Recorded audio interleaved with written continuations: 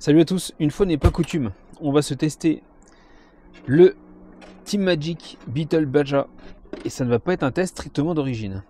Alors tout ce que j'ai changé, c'est les roues, j'ai mis des petites roues AliExpress asphalte. Pourquoi? Parce que impossible de rouler tout terrain, c'est trop sale chez moi. On va se tester dans un second temps sur un deuxième run, sur asphalte également, voir s'il ramasse pas trop ces pneus multi-surface là. J'ai pas encore testé ces pneus sur le bitume, ça va être l'occasion. Alors, je vous avais dit lors de l'unbox qu'il faut vérifier les vis au niveau des portes-fusées. Donc là, avec un tournevis de 3. Et au final, là, elles sont très bien serrées. Donc je pense qu'il y a du frein filé sur ces vis. Donc ça a évolué par rapport aux précédentes versions Tekken et B8R. Par contre, ces vis-là, alors elles sont serrées et je ne sais pas s'il y a du frein filé dessus. J'ai démonté. Je n'ai pas de... Comme la colle, là, vous savez, quand ça sèche, il n'y a rien dessus. Donc du coup, j'en ai remis. Et sinon, c'est tout ce que j'ai fait dessus. On va rouler sur un parking où il y a du gravier. Donc on va rapidement voir si ça rentre au niveau de la transmission comme je suspectais à l'unbox. De toute façon, ces tests sont faits pour vous et moi me rendre compte de ce qui évolue. Et si je me trompe ou pas, hein, tout simplement. On a mis la barre de LED sur le toit, les petits feux arrière. Les petites pattes, je les ai tordues légèrement pour pas que ça vienne toucher à l'arrière. Et puis, petite colle chaude au niveau des câbles et une petite protection. Et puis on pourrait tester ça. Allez, on est parti pour le premier test. Donc comme vous pouvez le voir, j'espère, on a les petites lumières. Ah, j'ai pas mis le GPS. On va se mettre le GPS tout de suite. Donc là, on a la rampe de LED devant. Donc ça c'est sympa, une petite rampe de LED et tout, le petit phare devant. On va faire un petit speedrun pour voir. Alors on va diminuer le dual rate. Donc ça c'est quand même bien d'avoir le dual rate de direction. Allez, go.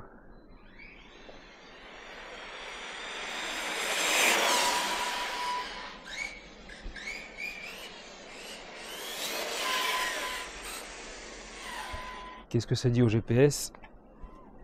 Stop, read 75. C'est pas mal. Alors les roues ne vont pas trop influencer la vitesse. Pourquoi? Parce qu'elles font 10 grammes de plus que les roues d'origine. Et le diamètre est le même.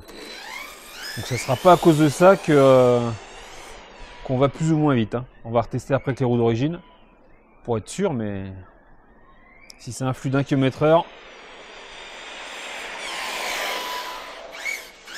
Par contre voilà, on voit que elle se maîtrise vraiment très très bien là, la machine, même à fond.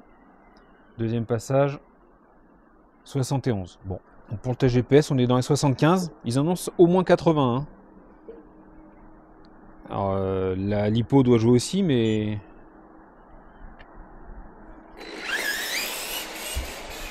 ma lipo là c'est une lipo CNHL 8000 mAh en 120C.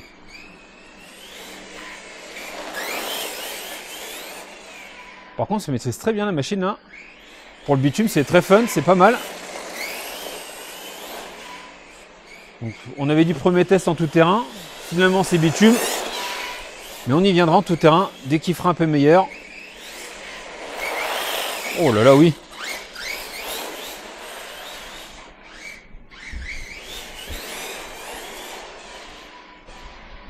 C'est pas mal du tout, c'est pas mal du tout. Bon allez, petit 360. On va essayer de pas faire dans un poteau au premier run.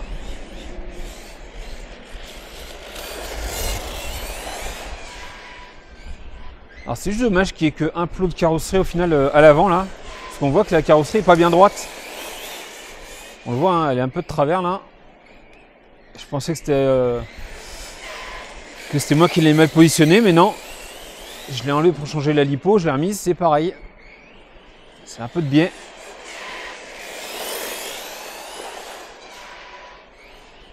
Les petits modules feu, c'est sympa. Je dis pas je roulerai avec à chaque fois, mais c'est pas mal. Ça change un peu.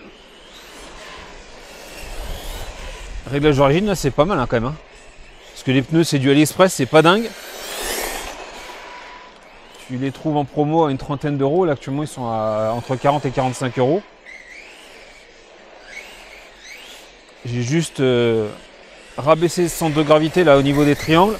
Je joue un peu sur le drop. Relâcher un petit peu la tension des précontraintes des ressorts et c'est tout. Hein. Elle s'écrase bien au freinage, c'est sympa.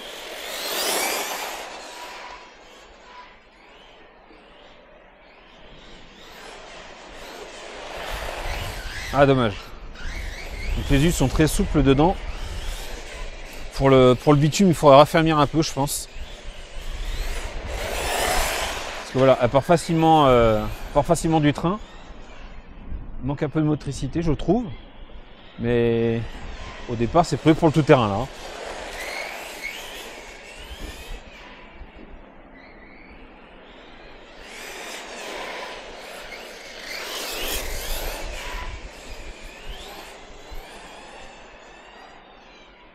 Elle va très très bien. La santé l'électro, là on va voir à la fin du run. Je vais pas l'économiser. C'est volontaire, hein. Je veux vraiment voir ce que ça dit. Voir si ça chauffe pas. Même si là, niveau température, on est à 10-12 degrés, sachant qu'il y a énormément de vent. On est à moins que ça avec le vent, en ressenti.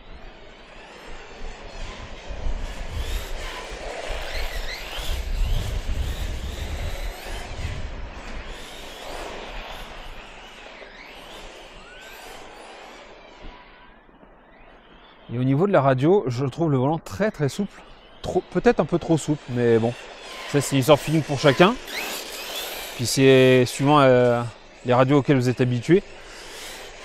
Moi, je roule souvent avec la même radio, donc du coup, forcément, dès que je change un peu, ben, j'ai des ressentis différents. Mais ouais, le volant est très très souple. Hein. Quand tu mets du rate à fond sur la radio, ce qui est bien, c'est que tu peux le régler. Quand tu mets du rate à fond, faut se méfier. Parce que du coup, la machine est plus réactive dans les courbes. En virage. Oh, hop, hop. Ah, dommage.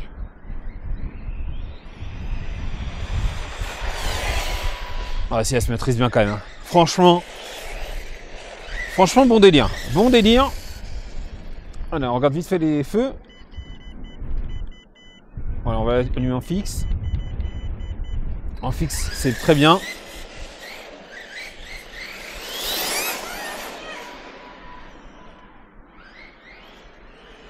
J'ai pas entendu ce que m'a dit l'enfant.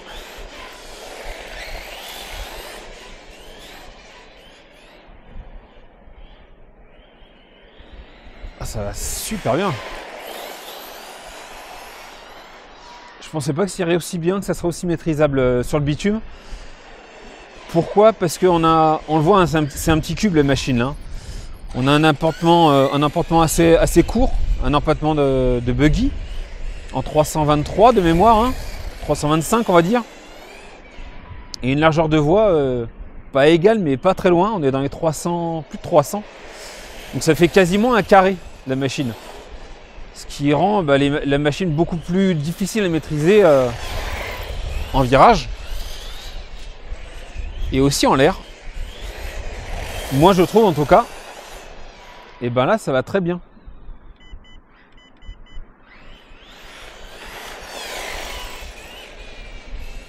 Je pensais pas qu'elle se maîtriserait aussi bien à la sortie de boîte. J'ai fait aucun réglage. Hein. J'ai retouché vraiment à rien.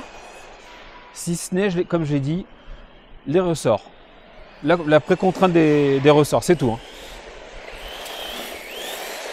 Donc là, on le voit hein, que la machine, elle est souple au niveau des diffs, parce que ça part facilement. Hein.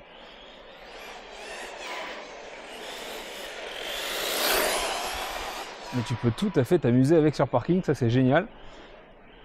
En skatepark, j'aimerais bien la tester au petit skatepark à côté là-bas. Ah, il y a des enfants. Je vais essayer au deuxième run d'aller faire un petit tour là-bas. Voir un petit peu ce qu'elle dit sur les sauts, etc. Avec les roues d'origine. Puis la carreau, ouais, c'est quelque chose. Hein. Alors, ma plus grosse crainte avec cette carreau, je l'ai dit, hein, c'est en tout terrain. Ça va être sur les sauts, etc. Ça me fait très très peur, notamment pour l'arrière. Et puis le toit, hein, avec la barre de LED en hauteur comme ça là. Mais elle est prévue d'être roulée comme ça, donc je vais la rouler comme ça. Si on abîme, on abîme, c'est le jeu. Je fais ces vidéos pour faire des retours aussi. Hein. Je m'amuse, mais c'est aussi pour faire des retours.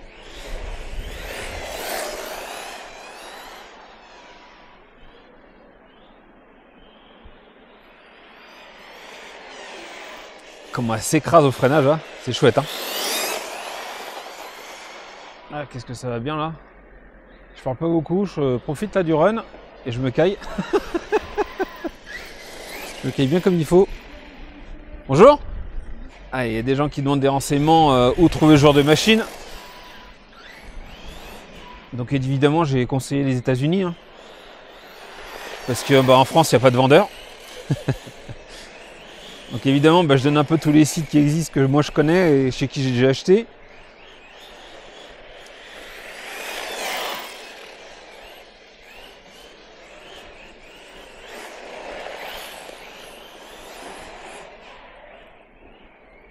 Ah, même quand elle part un peu en glisse, ça se maîtrise plutôt bien. Je suis assez étonné.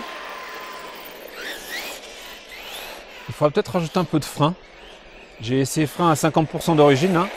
On pourrait peut-être rajouter un peu de frein. Je l'avais fait, je crois, d'ailleurs, sur le Taken. Il me semble bien. J'étais monté à 75, je crois.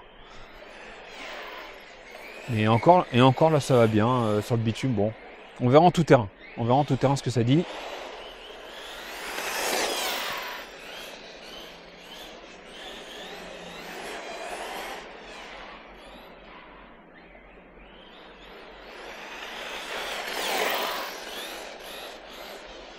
Le run il en finit pas, je pensais que ça serait beaucoup plus court que ça, parce que j'allume pas mal depuis tout à l'heure.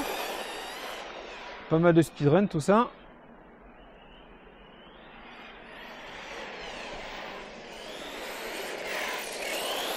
Et un petit aileron à l'arrière, ça ferait vraiment chouette. J'aimerais trouver un petit aileron. Aileron buggy, je pense que ça va être un peu gros. Je me demande si sur un aileron de pistard d'un dixième n'irait pas dessus. Il faudra que j'en teste plusieurs. Je crois que j'en ai à la maison d'ailleurs des ailerons qui sont pas peints encore. Voir un petit peu ce que ça donne. J'essaie de trouver le modèle qui me va bien.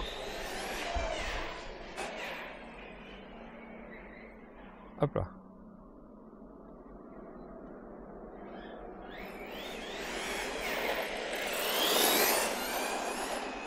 Je suis à la course avec une voiture électrique.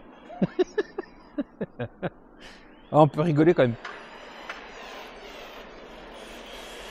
Ah, ça y est, je suis en coupure.